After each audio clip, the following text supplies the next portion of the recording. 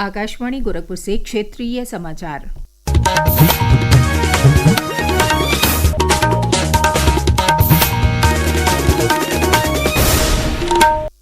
देश का 16वां रोजगार मेला कल 47 स्थानों पर आयोजित किया जाएगा।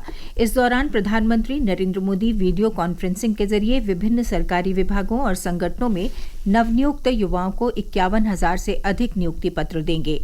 वो नवनियुक्त कर्मियों को संबोधित भी करेंगे। इस अवसर पर लखनऊ के इंदिरा गांधी प्रतिष्ठान में आयोजित रोजगार मेले में देश के वित्त राज्य मंत्री पंकज चौधरी हिस्सा लेंगे। वो केंद्र सरकार के विभिन्न विभागों के कर्मचारियों को नियुक्ति पत्र सौंपेंगे।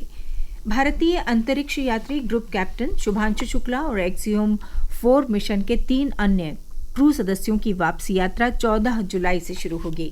इस बात की पुष्टि अमेरिकी अंतरिक्ष एजेंसी नासा ने की है। लखनऊ के रहने वाले ग्रुप कैप्टन शुभांशु शुक्ला अंतर्राष्ट्रीय अंतरिक्ष स्टेशन के 14 दिवसीय मिशन पर हैं। उनकी मां आशा शुक्ला ने कहा कि वो लोग शुभांशु शुक्ला का खुले दिल, गर्मजोशी और बैंड बाजे के साथ स्वागत करेंगे। बहुत ज्यादा एक्साइटेड है, बहुत ज्यादा खुशी हो रही कि कितनी जल्दी वो पल आए कि बच्चा हमारा वापस आए और हम लोग मिले उससे जाकर के। जैसे मिशन अच्छे से चला गया तो वैसे ही वापस भी आए, यही प्रार्थना भगवान से करते हैं।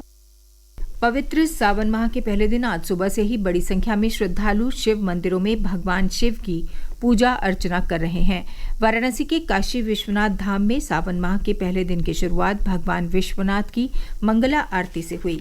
इस अवसर पर मंदिर परिसर में भगवान विश्वनाथ, भगवान दंडपाणि और उनके मध्य स्थित भगवान वैकुंठेश्वर के 3 शिखरों के सामने से श्रद्धालुओं पर पुष्प वर्षा की गई। गोरखपुर में प्रदेश के मुख्यमंत्री और गोरक्ष पीठाधीश्वर योगी आदित्यनाथ ने सावन के पहले दिन रुद्राभिषेक करके प्रदेशवासियों के सुख समृद्धि की कामना की। उन्होंने सोशल मीडिया पोस्ट के जरिए प्रदेशवासियों को पवित्र सावन माह की शुभकामनाएं दी। अयोध्या जिले में आज से ही सावन मेले की शुरुआत हो गई। वहां के प्राचीन नागेश्वर नाथ मंदिर पर पूजा अर्चना के लिए सुबह से ही श्रद्धालुओं की भारी भीड़ रही। आज से ही पूरे प्रदेश में कांवड़ यात्रा भी शुरू हो गई।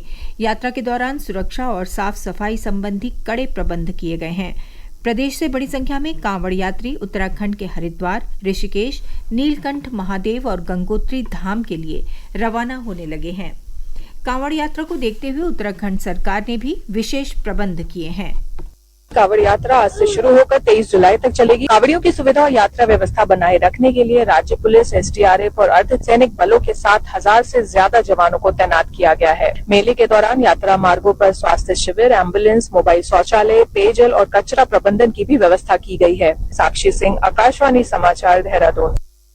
प्रदेश के कांवड़ियों के कुछ दल झारखंड के देवघर में बाबा बैद्यनाथ धाम में जलाभिषेक के लिए रवाना होने लगे हैं।